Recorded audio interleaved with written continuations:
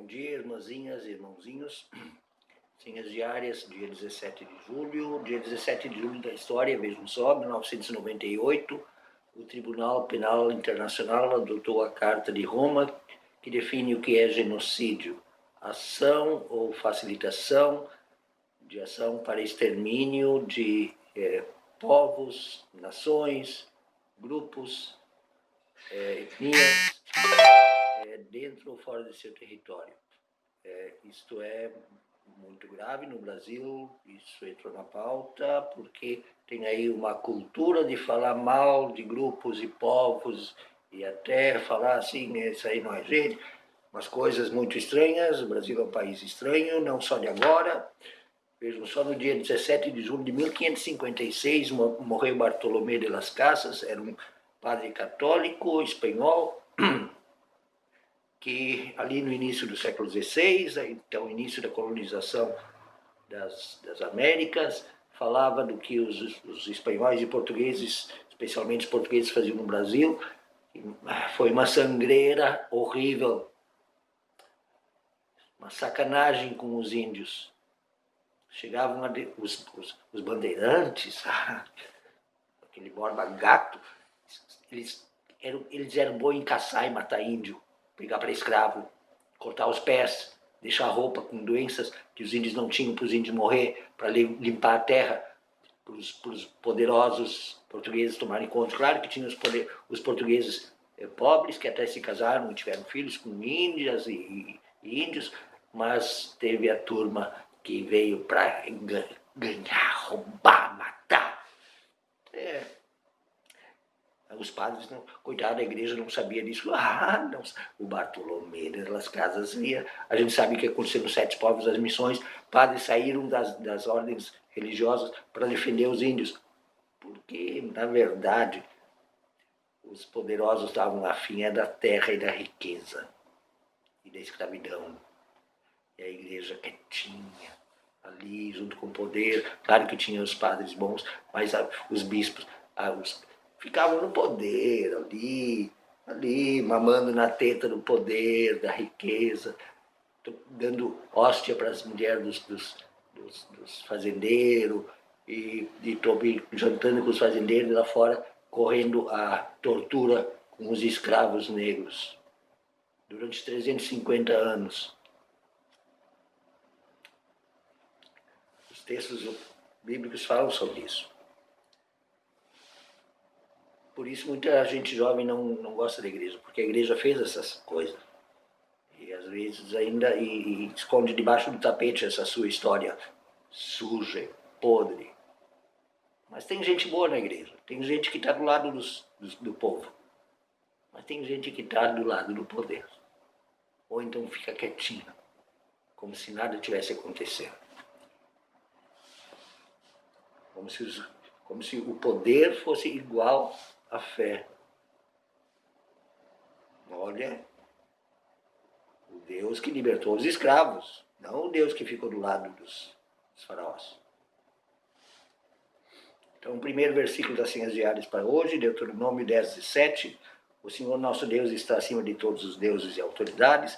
Ele é grande, poderoso e causa medo. Ele trata a todos igualmente e não aceita presentes para torcer a justiça. Que a igreja pode aceitar presente, ficar ali, juntinho, com poder ali, enquanto lá fora o negro e o índio estão sendo explorados.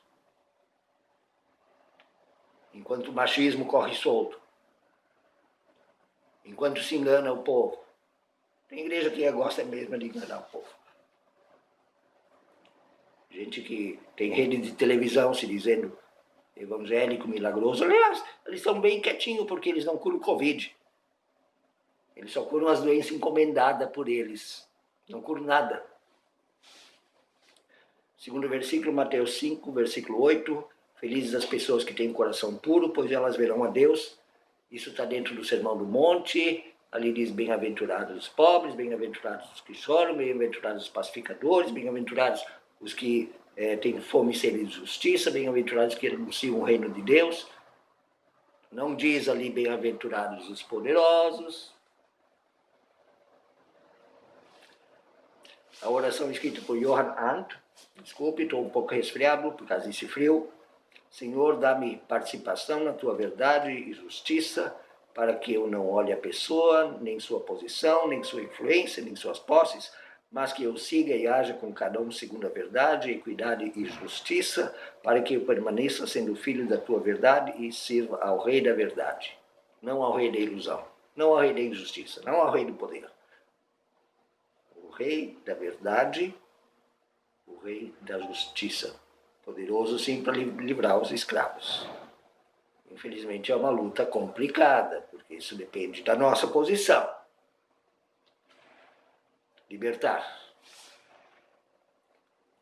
da ganância que destrói, mata.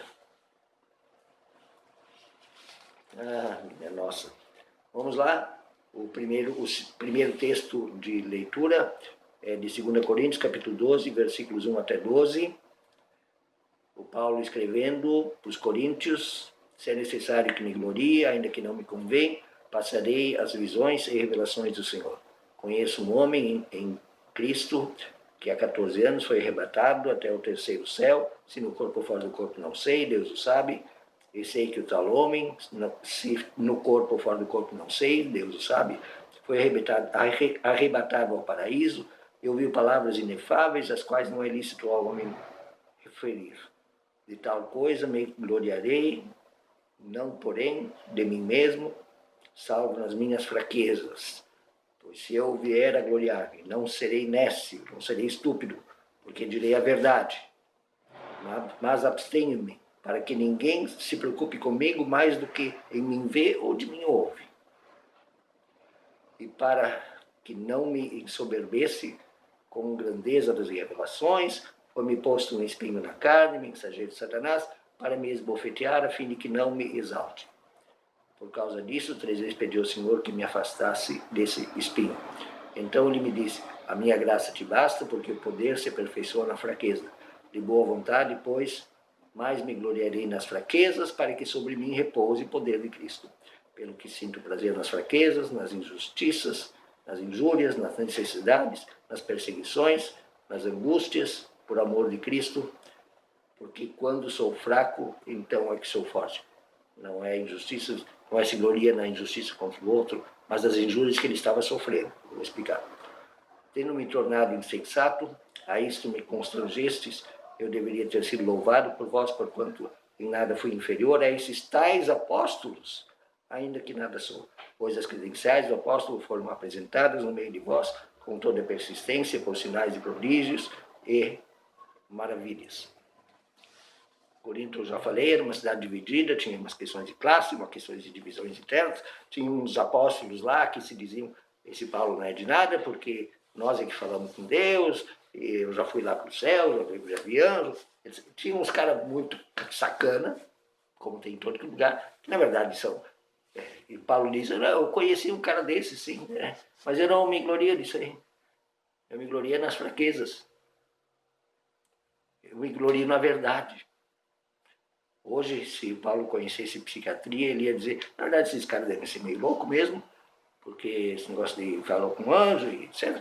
Isso aí com Deus e foi para o céu, isso aí, na verdade, é muito mais um problema psiquiátrico. Ele diria isso hoje em dia. Mas ele diz: não, eu vou só falar a verdade, só se preocupe com o que vocês ouvem e veem de mim, assim como eu sou. Inclusive, eu sou um cara doente, tenho um probleminha bem chato aí. Ele nunca explicou o que é o espinho na carne, se era um problema físico ou emocional, mas atrapalhava ele bastante, pelo jeito. Mas ele disse: na fraqueza Deus me torna forte, e eu na fraqueza vou continuar anunciando a graça. Eu não sou um cara miraculoso, assim, que está para o céu. Não, eu sou um cara fraco, mas falo do Cristo do amor, que dá a água da vida, o pão da verdade. Esse cara aí, esse Deus é que eu vou anunciar. Não o Deus das mentiras, ilusões e essas coisas aí que... Muito bem, o segundo texto é de 1 Reis, é o texto de leitura contínua, no livro de Reis, 1 a 23, eu vou pular o início, do 13 a 23, o início é só uma introdução, ou para a parte que fala dos falsos profetas. O mensageiro que fora chamar a Micaías então verdadeiro, falou-lhe dizendo: eis que as palavras dos profetas do rei, há uma voz que dizem coisas boas para o rei. Seja, pois, a tua palavra como a palavra de todos eles e fala o que é bom para o rei. Vai lá e puxa o saco como todo mundo faz. Respondeu Micaías: tão certo como vive o Senhor, que o Senhor me disse, isso eu falarei. E vendo ele ao rei, o rei perguntou-lhe: Micaías, devo subir para a guerra a Monte Gileade, pelejar, ou não devo ir? Ele respondeu: sobe, vai, triunfo, que o Senhor te entregará nas mãos. Aí Deus disse: quantas vezes te conjurarei que não me fales senão a verdade em nome do Senhor? Então disse ele: vi todo Israel disperso. Aí ele fala a verdade: vi todo Israel disperso como ovelhas que não têm pastor. E disse o Senhor: estes não têm dono, torne cada um para sua casa em paz. Não vão para a guerra. E aí o rei diz: não te disse que ele não profetiza coisa boa a meu respeito? Ele não fala o que me agrada, só o que é mal. Micaías prosseguiu: ouve, pois, a palavra do Senhor. E o Senhor sentado no seu trono, e todo o exército do céu estava junto a ele, à sua direita e à sua esquerda. Perguntou então, quem enganará? Ele disse, Deus falou então, perguntou o Senhor: quem enganará o rei para que suba e caia em Ramote Gileade um dia desta maneira? E os profetas falavam de um jeito e outro de outro. E Deus disse: colocarei um espírito mentiroso nos profetas e serei espírito mentiroso na boca de todos eles. Disse o Senhor: tu os enganarás e ainda prevalecerás. Sai e faz assim. Eis que o Senhor pôs o espírito mentiroso na boca de todos esses profetas, e o Senhor falou o que é mal contra ti. O rei queria que o profeta puxasse o saco, assim como muitas vezes o poder quer que a igreja fique quietinha, só iludindo o povo, só iludindo, dizendo que faz isso, faz aquilo, faz milagre, e o povo fica se enganando. Uma igreja que não fala nunca da justiça, nunca do Deus que liberta os escravos, nunca de Deus que se põe ao lado dos fracos, do Deus solidário, do Deus misericordioso, só fala do Deus que faz essas magia, que tem que pagar por elas, e aí ganha dinheiro, e o poder fica lá tranquilo, porque ninguém sabe a verdade. Não, essa não é a igreja. Isso são os mentirosos. Tem uma parte da igreja que se põe ao lado da verdade, do povo, do fraco, fala a verdade mesmo, proclama a justiça. Mas tem aqueles que querem só ficar ali na aliança com o poder, mamando grana, poder. Tem uns aí que tem até rede de televisão já. A gente sabe como é que é essa gente. Mas essa não é a igreja de Cristo. Essa só usa o nome de Cristo. Assim como os falsos profetas usavam o nome de Javé para ficar de bem com o rei, de bem com o poder, de bem com o poder que faz guerra, que protege a ganância. Estejam todos bem, que o Deus da verdade e da justiça seja o que nós cultuamos. Um grande beijo, um grande abraço. Até amanhã.